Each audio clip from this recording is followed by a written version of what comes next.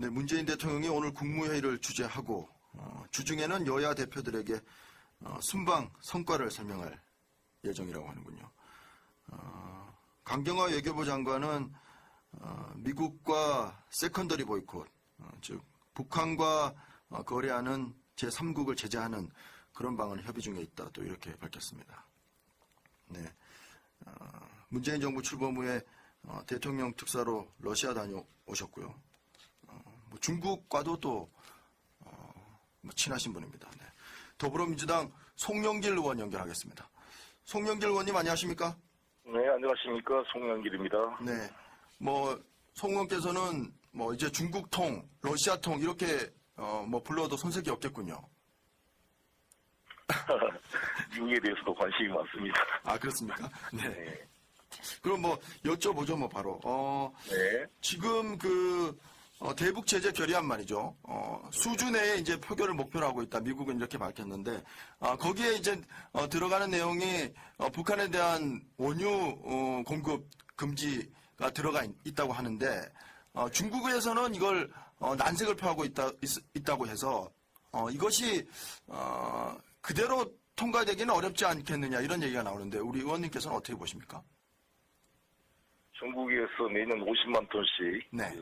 아마 흑룡원선 따칭에 있는 유전에서 단동 실주를 거쳐 제공되고 있는 그 원유 중단 문제가 계속 논란이 되고 있는데 네. 중국이 쉽게 동의하기 어려울 것으로 생각합니다. 네. 그렇다고 한다면은 이른바 이제 독자 제재에 나설게 될 것 같은데 미국이 말이죠. 그걸 이제 강경화 장관은 뭐 미국 측과 협의를 하고 있다 이렇게 얘기를 했는데 이렇게 독자 제재로 가게 된다면은 어떻습니까? 우리나라도 이제 거기에 이제 참여하게 될 것 같고요. 그렇다고 한다면 뭐 중국이나 뭐 러시아나 이렇게 좀 관계가 좀 또 어려워지지 않겠느냐 이런 관측도 있는데요. 지금 문재인 대통령께서 트럼프 대통령과 합의한 게 네. 압도적인 압박과 함께 동시에 대화를 추진해가겠다는 방침을 가지고 있기 때문에 네. 이런 과정에서 새로운 대화의 모멘텀을 찾아내는 것이 중요하다고 생각을 합니다. 네.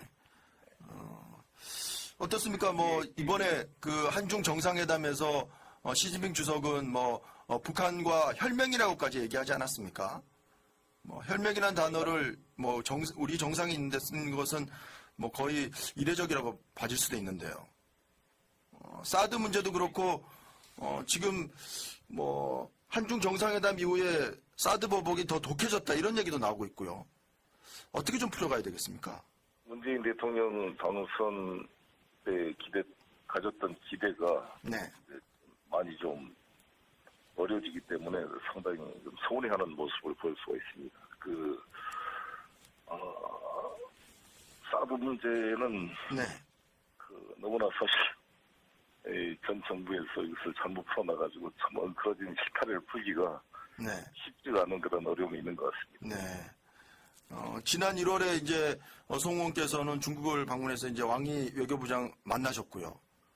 그때도 이제 사드 문제에 대해서 말씀하시면서 이제 뭐 여러 가지 한류라든지 이런 거 좀 제재를 풀어달라 얘기를 하셨는데 여전히 사드 문제는 뭐 중국이 이렇게 강경하게 나오고 있어서 문재인 대통령 네 말씀하시죠. 트럼프와 정상회담에서도 사드 문제를 아마 공개적으로 거론한 것은 처음인 것 같은데 네.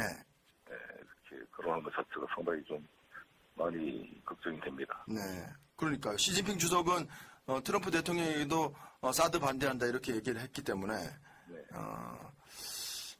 어떻습니까?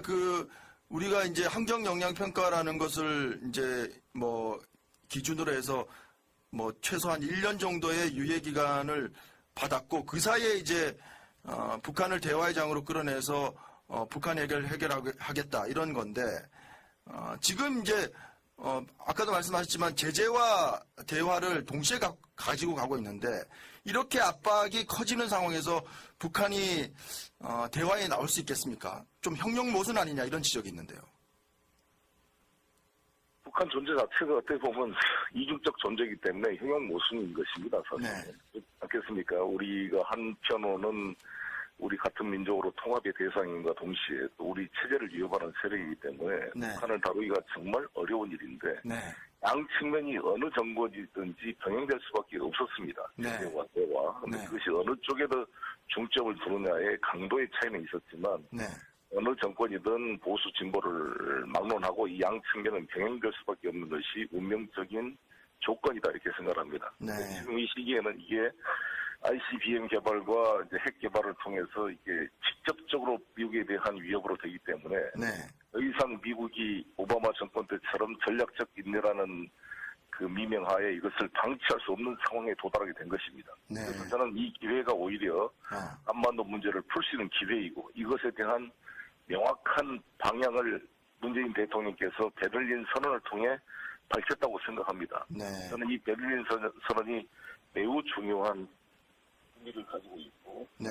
베를린 선언을 잘 서로 소화해낸다면 네. 북한을 설득할 수 있는 그런 내용이 담겨져 있다 이렇게 생각합니다. 네. 뭐 중국과 러시아와 이렇게 좀 친분이 있으시니까요. 사실 이번에 이런 ICBM 발사 이후에 뭐 한미일 대 북중러의 어떤 또 신냉전 구도가 또 만들어지는 것 아니냐 이런 관측도 있는데 우리 의원님께서는 어떻게 보십니까? 그게 우리가 가장 피해야 될 요소라고 봅니다. 그래서 네. 우리가 사드 배치 문제도 사실 우리가 신중해야 된다는 것이 사드 자체가 한미일 군사 글로벌 MB 체제 속에서 편입된 것으로 된다고 한다면 네. 우리가 한미 동맹과 미일 동맹을 분리해서 대응을 해줘야지 이게 한미일 하나의 군사적 동맹체로 이렇게 묶여버린다면 네. 예를 들어서 다오이다오 센카쿠 열도에서 중일 간에 만약에 무력 분쟁이 발생했을 경우에 네. 우리 대한민국이 일본을 위해서 그 전쟁에 휘말려서 중국을 적대 국가로 만든다는 것은 우리 국가안보에 대단히 위험한 일이고 네. 왜 우리가 미국도 아닌 일본의 안보를 위해서 우리 대한민국 국가안보가 중국의 군사력에 노출돼야 되는지 위험에 처하게 되는지 네. 우리 국민이 동의하기가 어려울 것입니다. 네. 그래서 저는 이 한미동맹과 미일동맹은 분리돼야 된다는 것이고 네. 그래서 한미일 삼각동맹 대 북중러 삼각협력체제로 제2의 냉전구도가 되는 것을 단호히 경계하고 막아내야 된다고 생각합니다. 네. 그게 저는 한러 정상회담에서 저는 그 양쪽으로 분열된 것을 막을 수 있는 그런 카드가 될 수 있다 이렇게 생각합니다. 네. 거기에 이제 뭐 한 축이 이제 사드 문제여서요. 중국도 반대하고 있고 러시아도 반대한다 이렇게 했기 때문에 문재인 대통령은 사드 문제를 되돌리지 않겠다 이렇게 얘기를 했고 환경 영향 평가 기간 동안에 북한이 대화의 장으로 이끌어내지 못한다고 한다면 사드는 그냥 우리나라에 그냥 주저앉는 거 아니겠습니까?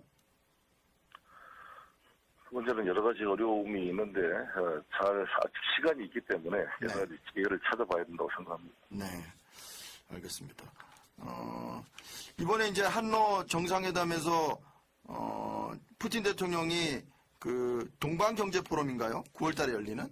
네. 네, 거기에 이제 문재인 대통령 초청했고 문 대통령도 뭐 흔쾌히 가기로 이제 하셨는데 어떻습니까? 이런 것을 계기로 러시아와의 관계를 좀 어떻게 좀 돈독히 할 수 있는 방안 그런 것들이 좀 될 수 있을까요? 두 분의 경제 비전, 북방 경제 비전이 거의 일치를 합니다. 그래서 저는 두 분의 정상회담을 통해서 네, 한러 간의 경제 협력 그리고 북중러 간의 경제 협력을 병행 추진하게 될 것입니다. 네, 문재인 대통령께서도 이 북중러 간의 경제 협력은 또 미국과의 여러 가지 협력, 또 남북 관계가 엮여 있기 때문에 또 어려움이 좀 있잖아요. 네, 일단 가능한 부분은 한러 간의 경제 협력입니다. 네, 그래서 연해주를 비롯한 극동 지역에 실제 진행되고 있는 우리나라 기업의 투자라든지 이것들이 좀 잘 되도록 하고 네, 이것이 진행되면서 나진 핫산 프로젝트를 비롯한 남북러 경제협력 모델이 같이 추진된다면 네, 새로운 비전이 나올 수가 있다고 생각합니다. 네.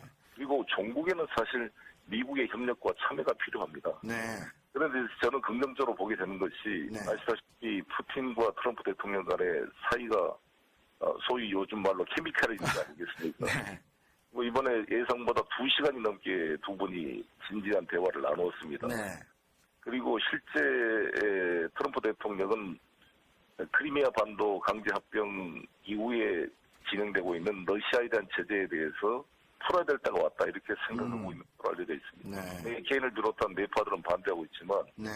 계기가 되면 저는 트럼프와 푸틴 간에 상당히 대화가 진전이 된다면 네. 우리가 그 문재인 대통령께서 지금 계속 강조하고 계신 남북러 간의 가스관 연결이나 네. 철도, 네. 전력 개통 연결 이 문제가 미국의 어떤 협력과 동의를 끌어낼 수 있는 네. 그런 여건이 조성될 수 있다 이렇게 생각합니다. 네. 그래서 푸틴은 김정은 쪽하고도 시진핑에 비해서 상대적으로 잘 소통될 수 있는 조건에 처해 있고 네. 트럼프 대통령과도 그런 관계가 있고 네. 스틸러슨 미 국무장관은 푸틴과 17년 친구로서 오르지나 드루비지 국가 우호 훈장을 직접 받은 관계에 있습니다. 네. 저도 그 훈장을 받았는데 그 네. 같은 그런 친밀도가 있기 때문에 네.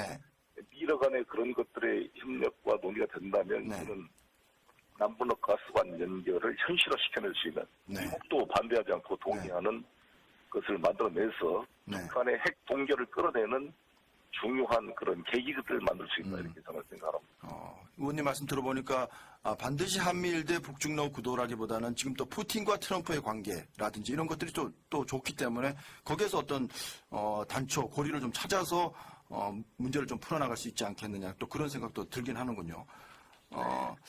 전국 현안 한 가지 여쭤보겠습니다. 네. 국정원 그 SNS 장악 보고서 말이죠. 네. 지금 파문이 좀 커지고 있는데 당시에 이제 이명박 청와대에도 보고한 사실이 확인됐고요. 이 문제는 어떻게 지금 보고 계십니까 혹시? 이미 국정원 댓글 사건으로 거의 표현이 됐고 네. 또 국정원 여직원 사실 셀프 감금 사건을 사실 우리 의원들을 오히려 검찰이 기소를 했는데 네. 무죄 판결이 났습니다. 네. 이런 것을 통해 이미 확인된 사안인데 다시 한번 보강 증거가 이제 나타났다 이렇게 생각합니다. 네. 저는 그 이명박 대통령과 박근혜 대통령과의 사이가 좋지가 않았고 특히 원세훈 국정원장은 친박 의원과 박근혜 대통령에 대해서 대단히 부정적 생각을 가지고 있었습니다. 네. 제가 수차례 원세훈 국정원장을 만나본 그 느낌으로도 그랬고요. 네. 그런데 왜 갑자기 원세훈 국정원장이 이 구속을 각오하면서까지 국정원을 동원해서 박근혜 대통령을 모았는가? 네. 이것이 바로 이명박 박근혜 간의 미략의 어떤 실체를 간접적으로 추측해 하는 것이다 이렇게 생각합니다. 네. 그래서 박근혜 정권 4년 동안 많은 국민들이 박근혜 전 대통령의 성격상 이명박 대통령을 구속시키거나 네. 여러 가지의 그 비리, BBK부터 시작해서 자원 외교 이런 국방 비리에 대해서 철저하게 파헤칠 것으로 기대했는데 네. 이상하게 두 사람의 관계가 밀월 관계로 마지막까지 가버렸거든요. 네.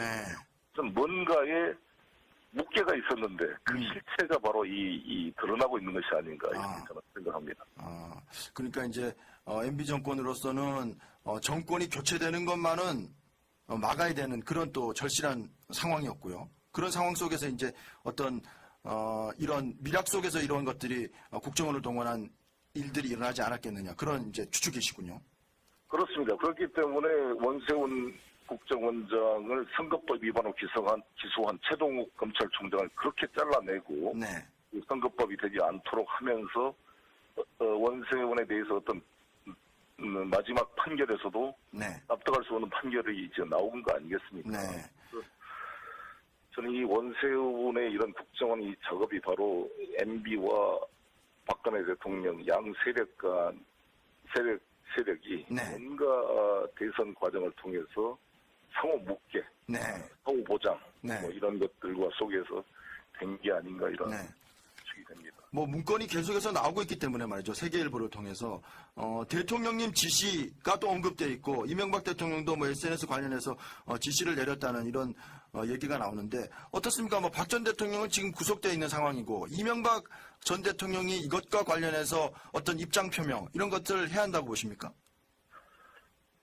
이것에 대해서는 이제 국정원 자체에서 적폐청산 차원에서 철저히 검증해서 이제 이런 일이 다시 발생하지 않도록 해야 될 거라고 보여지고 이 네. 과정에서 저는 이명박 대통령의 그 자원 외교 여러 가지 그런 문제들이 나는 좀 드러나야 된다고 봅니다. 네. 20조가 넘는 국고가 지금 손실됐는데 네.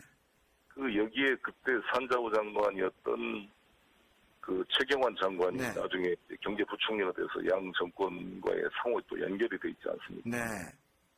참 이거 너무 우리 국가 경제와 큰 손해를 끼쳤는데 이것은 재발 방지를 위해서라도 다 좀 검증이 돼야 되는 게 아닌가 이렇게 생각합니다. 네. 그리고 최근에 김경준 씨도 나와가지고 BBK 관련해서 계속 지금 뭐 제보를 하고 이렇게 트위터에 글을 올리고 있는데 네. 제가 김경준 변호사였거든요. 네. 계속 김경준만 만나고 지금도 아. 대화를 나누고 있는데 네. 억울함을 호소하고 있습니다. 네. 그래도 좀 밝혀져야 되는 게 아닌가 이렇게 생각합니다. 네. 뭐 사실 그 BBK 문제도 그렇고요. 자원 외교도 그렇고요. 사실 또 이걸 잘못 건드리면 또 정치보복으로 또 논란으로 이어질 수가 있어서 말이죠. 정치보복이 아니라 실제의 적폐청산이라는 게 네. 어떤 개인을 말하는 게 아니라 폐단이 쌓여있는 게 적폐 아니겠습니까? 네. 국정원을 제자도 돌리고 각 모든 국가 권력기관이 사유화됐다는 게 우리 국민들의 분노였지 않습니까? 네. 사유화된 국가 권력을 말 그대로 공권력, 공공을 위한 권력으로 되돌리는 작업 필요하다 이렇게 생각합니다. 알겠습니다. 뭐 다른 현안도 좀 여쭤보고 싶지만 또 의원님의 또 위치가 있어서 제가 좀 질문을 자제하겠습니다. 네. 더불어민주당 송영길 의원과 이야기 나눠봤습니다. 의원님 오늘 말씀 고맙습니다. 네, 감사합니다.